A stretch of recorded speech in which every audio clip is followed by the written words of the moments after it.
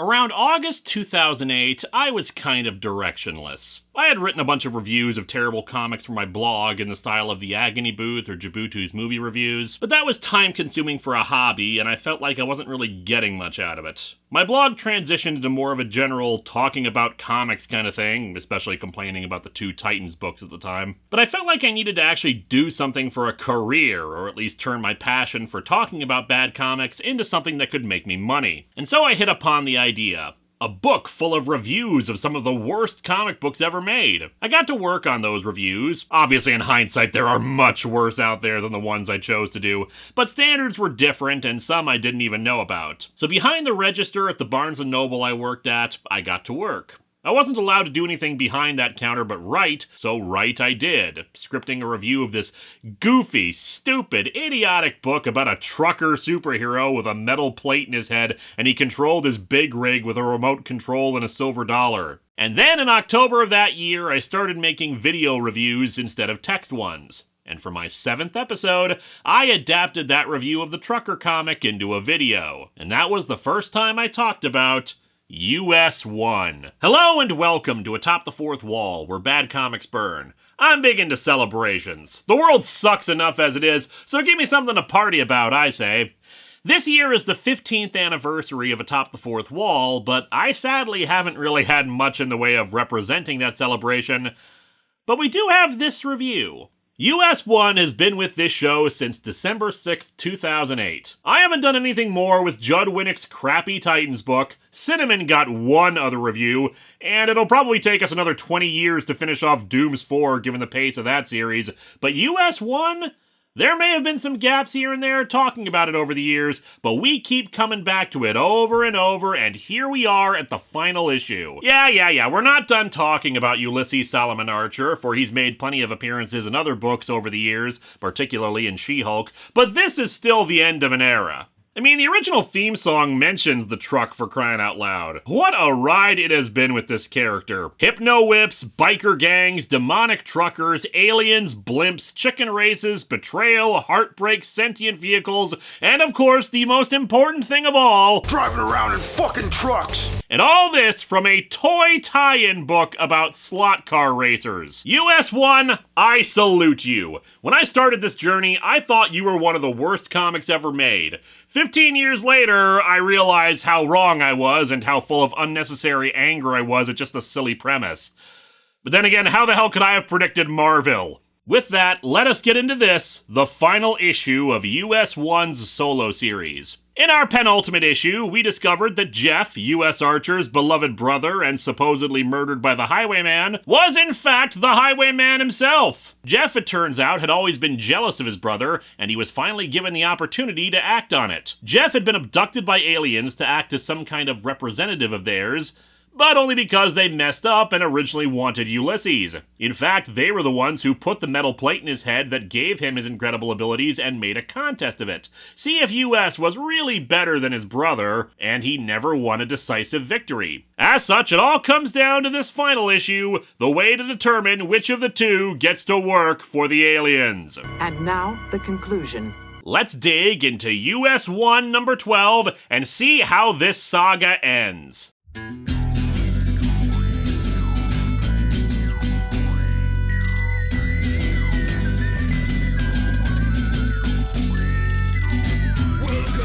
Atop the fourth wall, when bad comics burn, Linkara's gonna teach you all a lesson you won't learn. What's with these awkward subjects? What's all this art so rubbish? To anyone who's had a bad comic published, it could be your turn.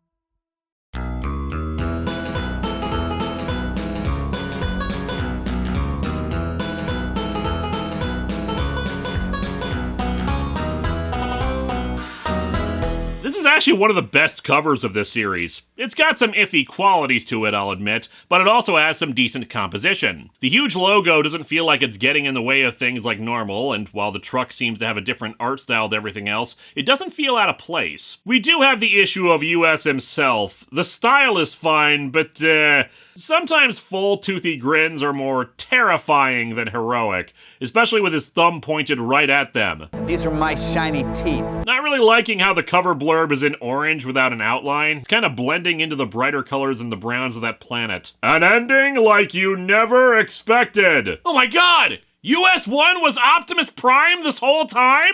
We open in the garage of the short-stop truck stop, where the alien is helping our heroes make modifications to the US-1 truck. It's just an average day at short-stop, truckers rest. 15 people are dead from the latest brawl that seems to happen so frequently here. In the garage out back, the crew is busy overhauling an engine, but the individual supervising the overhaul is anything but average. Yeah, be a dick and brag about his test scores. Nobody cares. That's right, US old buddy, hand me that Framistat while Papa Wheelie here helps me jockey this new manifold into place. Okay, Mr. Alien. Just call me Al for short, son. I'm not saying it was aliens, but it was Al. Pinch me, wide load Annie. Still can't believe we're really modifying this truck diesel so that it can fly. Papa Wheelie just standing off to the side with retread going, roads, where we're going we don't need roads. As was common at the time, and despite this being the final issue, Wide Load recaps the events of the series for anyone joining in now of all times. There we were, leading perfectly normal lives until that dark and stormy night. The Archer boys, Jeff and US, had their rig forced over the edge of a cliff. Yeah, they were forced off, and nobody sabotaged the rig to collect the life insurance money or anything. Why would you even suspect such a thing? I'm gonna go help with the flying truck. Jeff seemed to disappear into thin air. US was badly hurt. The docs at the hospital had to replace part of his skull with a metal cap. For some reason, he was fully conscious during the operation. Or he had Youngblood's disease. Turned out he could receive and send shortwave broadcasts on it, so he called it his CB Skull. Gotta be honest, prank calling other truckers on the radio with it got kinda old after the 30th time he did it. She talked about how Midnight was actually a hypnotized Mary McGrill under the control of the Highwayman. And he turned out to be none other than Jefferson Archer, who'd staged his own disappearance. For a while there, I was wondering who else I was gonna turn out to be. Oh, we all know the answer. Granny Goodness! That's when our alien friend finally showed himself and explained the whole mess. You know a comic book universe is weird when any story you tell can casually include the phrase, that's when our alien friend finally showed himself. A bunch of outer space guys were looking for an Earth fella to go to the stars. They chose US, but when they first came down to tell him, they got Jeff instead. Seems that all Earth folks look about the same to them. You know, in retrospect, why do they even want to work with the space racists? She talks about Jeff's jealousy of his brother. Danged if that ain't the worst case of sibling rivalry since Cain and Abel. At least Cain had the good sense to kill his brother Wide Load. And then Cain took charge of a house of mystery, which in turn got taken over by Elvira. I could have met Elvira if I murdered my brother Wide Load. You've got your nerve showing your face in here, boy, after all you've done. Just like you to take his side, Papa. Just like you to say I shouldn't kill my brother, Papa. Ugh. He says the improvements to the US-1 rig won't do any good, that he's had a lot more time to use the alien technology and knows the ins and outs of it. Whatever contest these aliens come up with to determine which one of us goes off with them, I'm bound to win. Unfortunately for Jeff, the contest turns out to be whose outfit is less goofy. Ulysses is pissed, stating that the Highwayman caused so much grief and he's gonna do his best to win. Jeff is just so frustrated by his brother that he says he'll see him dead before he lets him win. Even Wide Load is like, what the hell is wrong with you? I didn't raise you to be this much of a dick. US even wonders if the aliens are doing something to him to make him act so out of character. Now hold on a minute there, good buddy. I didn't spend months monitoring CB broadcasts so I could understand your lingo just to hear accusations like this. I did it to understand what the hell brush your teeth and comb your hair smokies up ahead was supposed to mean. I mean, as you can tell, some phrases just don't translate very well. I'm telling you, we were looking for an Earth fella who was smart, brave, and resourceful for a mission with our Interplanetary Federation. Unfortunately, Mr. T wasn't available, so we had to settle for you.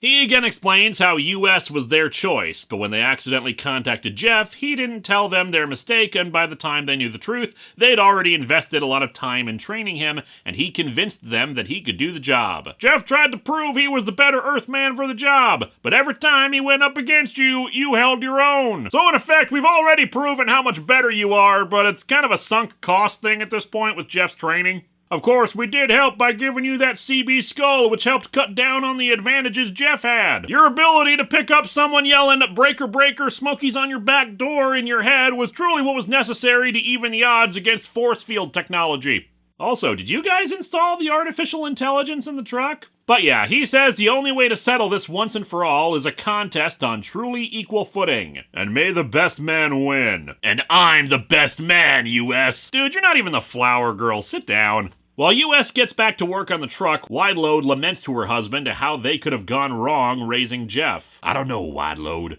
We raised those boys the best we knew how after their folks died. Admittedly, that involved a diet of nothing but lots of greasy chicken wings and playing the rusty old chassis in the back, but I feel like that's normal for 7-year-olds to get tetanus, you know? Honestly, this bit is very good. While the plot of the story is about US and Jeff, it's important to remember that we have other characters, especially these two, who would be affected by the reveal of him being alive and a villain. It's just good character work as Papa reassures Wideload that obviously they did something right because Ulysses turned out fine, and that sometimes, no matter how hard you try, a kid can go bad. Unfortunately, this is also a reminder for them that after the last battle with the neo-Nazis, truckers are avoiding the shortstop, and the three villainous bankers, Clutch, Grab, and Legreed, are going to seize the property since they can't make their mortgage payments. As if on cue, the three assholes show up waving around their cigars and gloating about the whole thing. Yeah, but now you're gonna lose this place, and as soon as we foreclose, we'll turn around and sell it to the Bongo Condo Development Company. And make a huge killing on the deal!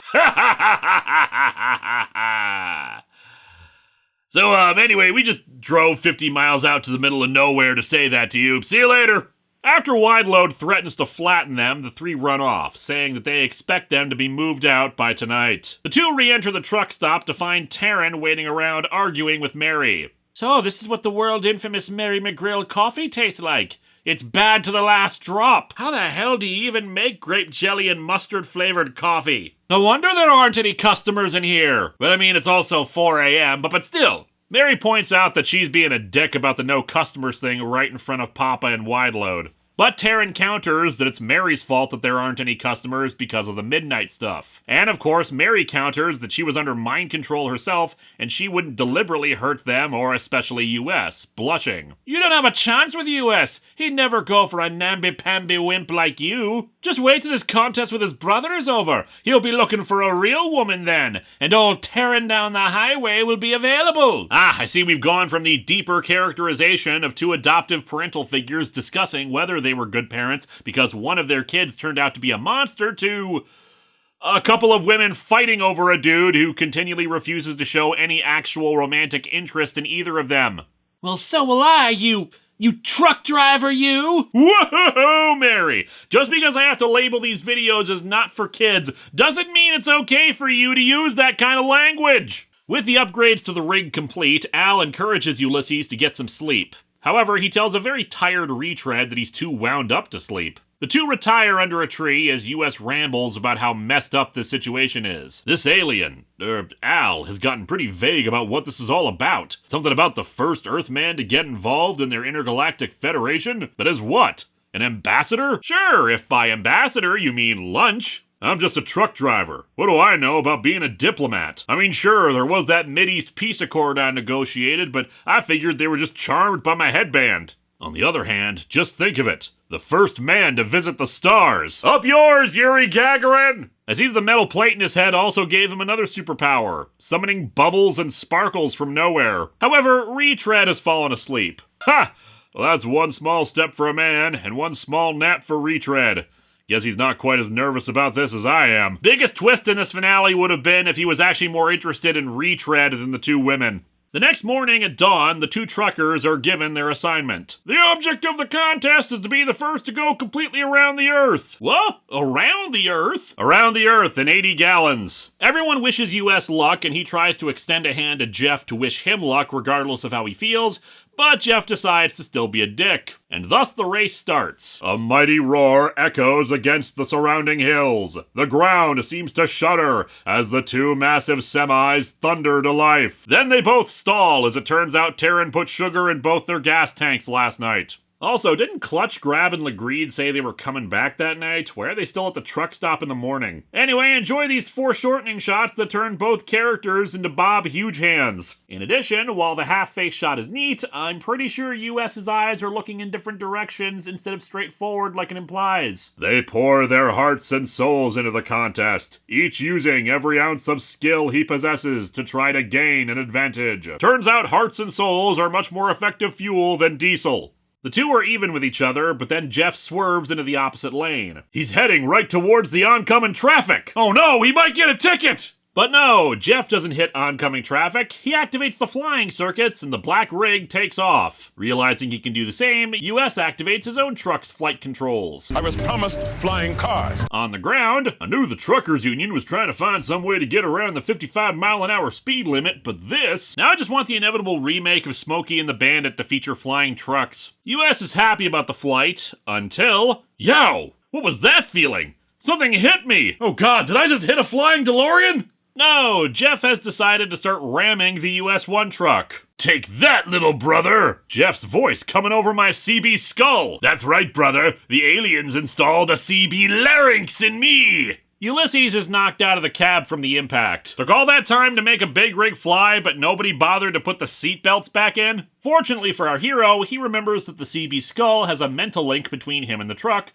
so he commands it to fly around and land him back in the truck cab before he hits the ground. Also, what the hell is that round thing? Is that the moon? Because I thought it was dawn outside, and even then the motion lines put US behind it, so what? Anyway, back in the cab, our hero decides he needs to take the offensive, shooting out the oil slick from his truck at Jeff's windshield. He manages to clear it, but then he can't find his brother. Meanwhile, flying unseen slightly above and behind the black rig is US-1. This pattern indicates two-dimensional thinking. Unfortunately, Jeff enabled his advanced sensors to detect US and hits the brake on the truck, allowing US to zoom on by and consequently right into the black rig's missile lock. US manages to pull the truck around enough so that the missiles detonate before they hit him, but he's still affected by the shockwaves. As such, he hits the supercharger and flies off, trying to put some distance between them. However, he reaches the edge of the atmosphere and realizes that Jeff might be scared of going into space itself, that while he may be experienced in using his truck on Earth,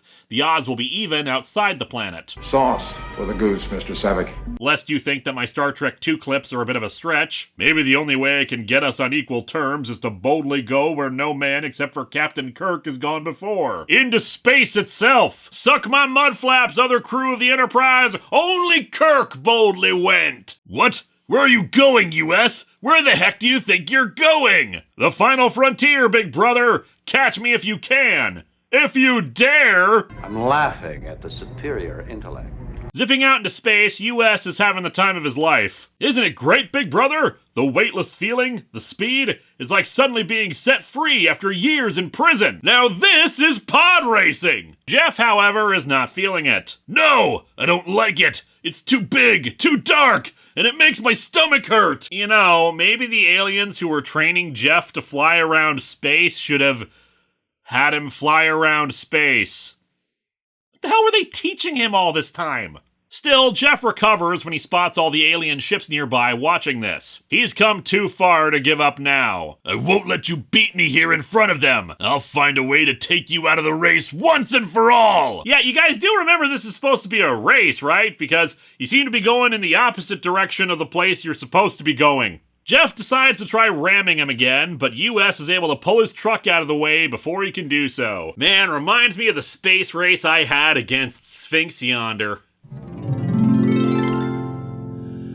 They're still not letting me show footage of the race.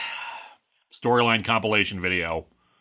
Assuming the contest ever ends. However, going for ramming speed was a mistake, since Jeff is now going too fast to break away, right on a collision course for the moon. US realizes that Jeff is panicking and frozen at the wheel, otherwise he'd know to steer away. He thinks to himself that he wishes there was some way to signal the alien fleet to rescue Jeff. Unknown to US, his very thoughts are being broadcast to the alien ships, courtesy of his CB skull. And yes, Ulysses, they know what you fantasize about doing with your truck, and you should feel very ashamed. The black rig crashes into the moon's surface, but fortunately they were able to beam Jeff out of it before impact. US Archer, we sensed your concern for your brother and rescued him, but with the destruction of his truck, he forfeits the contest to you. Also, turns out he never filed the insurance paperwork on that thing, so we're pretty pissed about losing it. We're gonna let Jeff out into open space now. Even after all this, US says that he hopes that Jeff was just misguided and didn't really want to hurt him. Enough of that, though. US returns to the truck stop, where his friends and family inform him that they saw the whole thing on a monitor the aliens set up for them. US finally asks Al what the hell this was all for. He explains that they weren't looking for super geniuses, since the aliens are already more advanced than humanity, but Earth does contain the kind of people they really need in space. Truckers! Men of courage and intelligence who are strong-willed and independent. Men who could stand up to the rigors, and most especially, the solitude of space. We saw that you guys produced this Dennis Hopper movie and realized you were perfect! So yeah, they need people like US to be part of intergalactic trade and make him the offer to join them in doing so. And US, as his eyes bug out and go in different directions, says that he's up for the adventure as long as he keeps doing what he's always done. Be a trucker. So, yeah. Retread asks if he can come along too, since he's already done everything there is to do on Earth. Mary, Papa, and Wideload realize they're gonna be lonely without US around, and the latter two wish they could go too. And Al says why not? They could use some good old home cooking in space, and thus they can take the entire shortstop diner too, convert it into a space station. And considering they were so helpful in converting the US-1 truck into a spaceship, they should be able to learn the technology fairly quickly and continue their business. But in space! Yeah, everybody's been waiting for this moment in the comic for years, knowing that US becomes a space trucker. But, yeah, it's the end of the book that brings this about, so sorry if you were disappointed by that. Mary realizes that she can't bear to be away from US, who doesn't even say goodbye to her and Taryn as he and Retread fly off. What assholes. And asks to come with Papa and Wideload. Al, of course, agrees, but that leaves Taryn. Mary is even nice to her for the first time. I know we haven't been on the best of terms, but I'd miss you. I guess US might too. Given he just left without a second thought about either of you, yeah, probably not, actually. Taryn, however, feels like she can't just uplift her entire life like this so quickly. She has more roads to conquer as a trucker herself and decides to stay behind, wishing Mary luck and complimenting her on her bravery. And so, as Taryn drives off, the aliens lift the entire diner out of the ground, which looks like it contains no plumbing nor any electrical lines. It was just sitting on the ground, so what the hell? A short time later, Clutch, Grab, and Legreed arrive at the spot with the guy who wanted to build the condo on the land. I guess I chose right when I asked the firm of Clutch, Grab, and Legreed to do the job. Why, you even managed to get that unsightly little diner torn down. Good work, man. And now I'll look into the hole it left, and oh my god, there were so many bodies in their basement! However, it seems there's an after effect of the tractor beam used to lift the diner. But wait a minute! The ground is glowing! It must be radioactive somehow! That can't be good somehow! Naturally, because he thinks the place is radioactive, he's not gonna build the condo there. Huh. Strange, the guy looks like our 45th president, Anton York. So yeah, after all that, Clutch, Grab, and Legreed's plans have been foiled. And so our comic, all of this comic, ends with US waving to the audience as he flies out of the Star Stop station, hoping we enjoyed the ride. And we most certainly did, Ulysses Solomon Archer. This comic is a great finale. It's got action, it's got resolution on the characters, it's got heart, and it's got a lot of goofiness, which is especially hilarious when you think about how this is a comic promoting slot cars, and now they're flying through space, meaning you can't even pretend they're on a racing slot anymore. There are a few critiques I have. Some of the art is questionable, especially when they vary the usual angles we see our heroes, but it's not too often. Retread never really had anything happen to him in all the time he was part of the cast. Maybe there were some plans to do something with him and his backstory before the book was canceled, but otherwise he was just there so US had somebody to talk to. And the big issue I have is that Jeff in space was the last time we saw him in the book. I would have preferred some kind of wrap-up with him. Some way of the two finally making up with each other, and Jeff realizing that even after everything that happened, his brother still loved him, and maybe US would invite him to join him in space, and the two could have a fresh start together. But no, next time we see Jeff in the comics, he's still a villain, and in fact would make a deal with Satan to become a legit supernatural threat. As for US himself, as I've been saying, this is not the last time we see him, but the end of his solo series means the end of this version of the character. Al Milgrom wrote the book during its whole run and injected so much fun into it. US-1 has been a delight since the first time I showcased it. Sure, back then I played up the anger and vitriol, but the truth is I had a lot of fun with this, giving me so much material to the point where I thought that this was one of the best early episodes to show off a good script. But now, I'm just glad we've gone on this adventure together. From a trucker superhero to a trucker in space, I have indeed enjoyed the ride, Ulysses, and I look forward to seeing your adventures from here on out. See ya, Space Cowboy. Next time, we actually end another long-running review on this show, though not as beloved as US-1. Let's see the final issue of The Star Wars.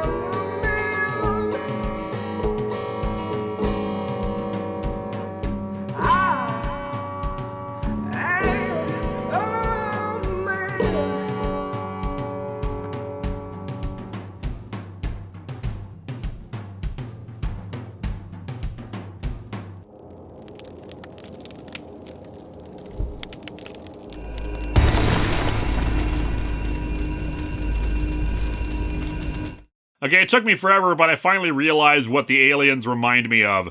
Do I have something in my teeth? Hello my friends, please take a moment to like this video, subscribe to the channel, and click the bell for notifications on new video releases. If you'd like to support future videos, you can check out my Patreon or purchase a t-shirt via Teespring or Shark Robot. Thanks for watching!